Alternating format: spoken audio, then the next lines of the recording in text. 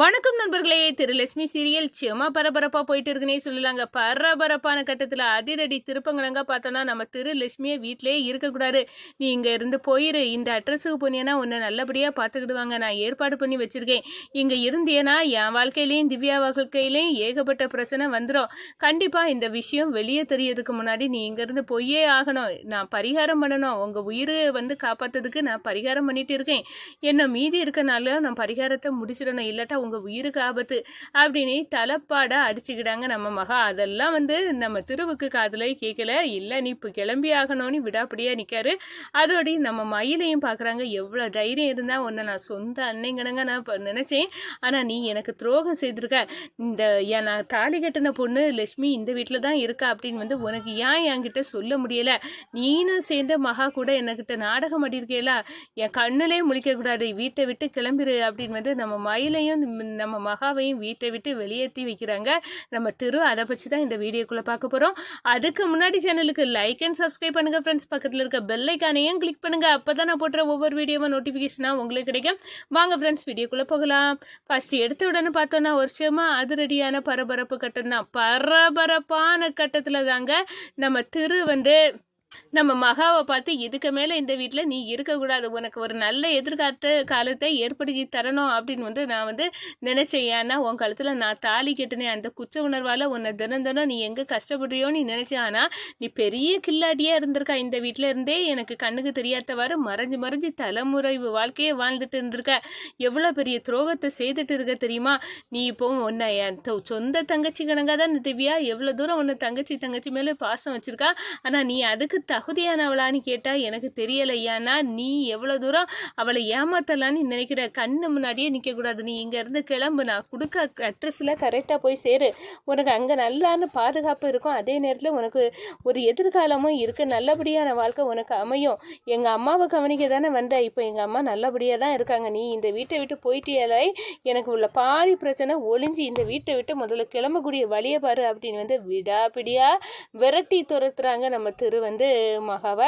மகா இனி மீதி இன்னும் கொஞ்ச நாள் தான் இந்த பரிகாரம் உங்களுக்குள்ளது பண்ணிட்டு போறேன், ஏன்னா இந்த பரிகாரத்தை பாதியில விட்டுட்டு போனேன்னா ஆபத்து இருக்கு, உங்க உயிருக்கே ஆபத்து இருக்கும், உங்க உயிர் நல்லபடியா இருக்கணும்னு தான் நான் நினைக்கிறேன், அதுக்காக தான் சொல்றேன் அப்படின்னு சொல்லுறேன். யாருக்கு உயிர் நல்லபடியா இருக்கும் அப்படின்னு எல்லாம் எனக்கு தெரியும், என்ன எனக்கு பார்த்துக்க தெரியும், நீ ஒன்னும் சொல்லி பார்க்கண்டா, இந்த வீட்டை விட்டு நீ போனாலே போறோம் அப்படின்னு நம்ம மகாவை ஓட துரத்துறாங்க. அந்த அளவுக்கு வீட்டை விட்டு போயிரு அப்படின்னு சொல்ல நேரம் நம்ம மகாவால மறுக்க முடியலை, கண்ணீர் விட்டு அழுறாங்க.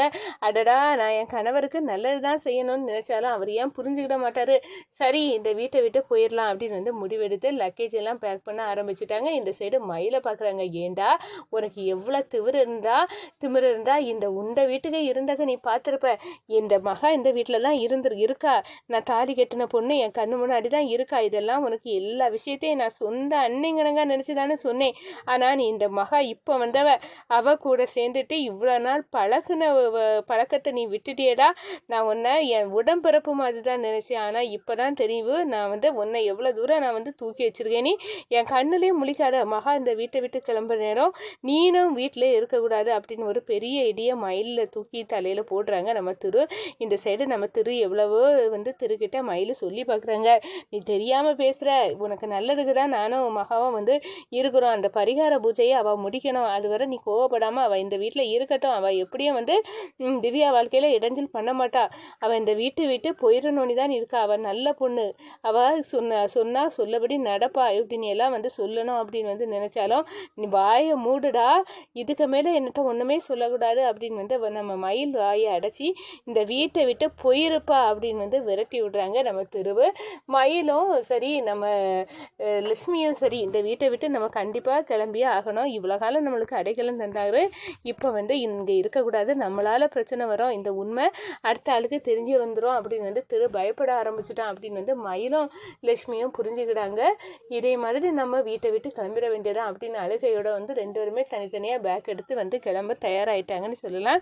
இந்த சைடு பார்த்தோன்னா நம்ம கவிதா எப்படியாவது இந்த திருவை போட்டு தள்ளணும், ஏதோ ஒரு ரகசியம் திருவுக்கு தெரியுது, பார்க்கில் அன்னைக்கு தன்னந்தனியாட்டே பேசிட்டு இருந்தா, ஏதோ ஒரு விஷயத்த இவன் மனசுக்குள்ளே போட்டு புலம்பிட்டு இருக்கான் அப்படின்னா என்ன விஷயம், ஒருவேளை விசாரணையில் அந்த அதிகாரியை காட்டினேன், என் கணவரின் ஃபோட்டோவை வந்து வச்சு கண்டுபிடிச்சிட்டானா, என் கணவர் யார் என்ன, அவர் எதுக்காக வந்து அவனை கொல்ல பார்த்தாரு, இது எல்லாம் வந்து தெரிஞ்சிட்டோ என்னமோ, எதுக்காக தான் இவன் வந்து இப்படி புலம்பிட்டு இருக்கானே ஒன்றும் புரியலை அப்படின்னு வந்து அந்த இடத்துல மண்டையை பிச்சுக்கிட்டே யோசித்துக்கிட்டு இருக்காங்க நம்ம கவிதா.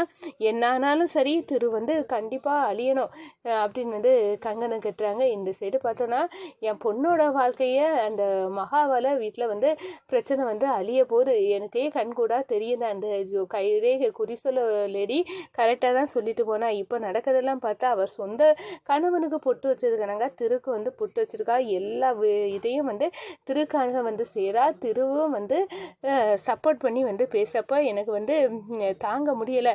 இது எல்லாம் திவ்யாவுக்கு எங்கே தான் புரிய போதோ அப்படின்னு வந்து அந்த இடத்துல வந்து யோசிக்கிறாங்க. அதே கணம் பார்த்தோன்னா திருக்கிட்ட இருந்து அந்த அட்ரஸை வாங்கிட்டு கண்ணீரோட வந்து மகா அந்த அட்ரஸுக்கு வந்து போகிறாங்க.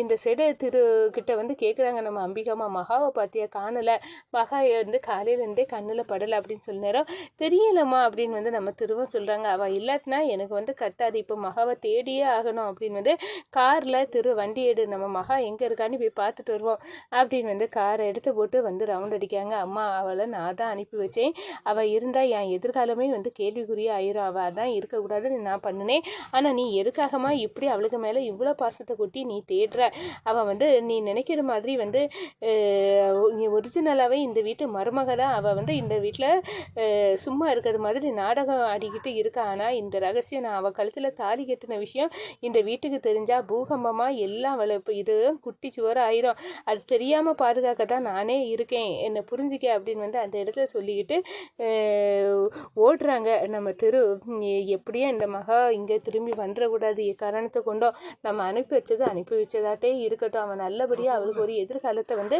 வாங்கி கொடுக்கணும். இப்போ என்னடா பண்ண, பரிகாரத்தை நம்ம முடிக்காதனால நம்ம கணவருக்கு உயிருக்கு எந்த பாதிப்பும் வரக்கூடாது, நல்லுறமாக நீ தான் அவரை காத்துக்கிடணும் அப்படின்னு வந்து சொல்லிக்கிட்டு நம்ம மகா வந்து நடந்து வந்து திரு கொடுத்த அட்ரஸில் வந்து போய் சேராங்க. அதே நேரத்தில் அம்பிகா அம்மாவுக்கு நம்ம மகா இல்லாமல் கையும் காலும் ஓடாமல் திரு எனக்கு எப்படியாவது மகாவை நீ கண்டுபிடிச்சி தரணும், அது உன் பொறுப்பு தான் அப்படின்னு வந்து நம்ம மகாவை வந்து கண்டுபிடிச்ச பொறுப்பை வந்து திருக்கிட்டையே நம்ம அம்பிகா அம்மா விடுறாங்க. திரு வந்து தேடி அலையிற மாதிரி காட்டுறாங்க. அம்மா அவள் இல்லாட்டாலும் நல்லதுக்கு தான், ஏன்னா அவள் இருந்தால் நான் தாலி கட்டின பொண்ணு அவள் தான் அப்படின்னு வந்து உனக்கு உண்மை தெரிஞ்சுனா எவ்வளோ வந்து கஷ்டமாக இருக்கும். அதே நேரத்தில் பார்த்தோன்னா திவ்யா வாழ்க்கையில் இவளால் பாதிப்பு வந்துடக்கூடாது, அதுக்காக தான் நான் வந்து அவளை வந்து இங்கிறது நான் தள்ளி வச்சுருக்கேன் அப்படின்னு வந்து அந்த இடத்துல உண்மை தெரிஞ்சால் எல்லாத்துக்கும் முன்னாடி என் முகத்தரை வந்து கிளிய வேண்டியது வந்துடும். அவள் இருந்தால் இங்கே எப்படினாலும் பாதிப்பு தான், அவள் இல்லாமல் இருந்தால் தான் நல்லது அப்படின்னு வந்து ஒரு முடிவை எடுத்து நம்ம திரு வந்து மகாவையும் மயிலையும் வீட்டை விட்டு வந்து அனுப்பிட்டாங்க அவங்க நலனுக்காக.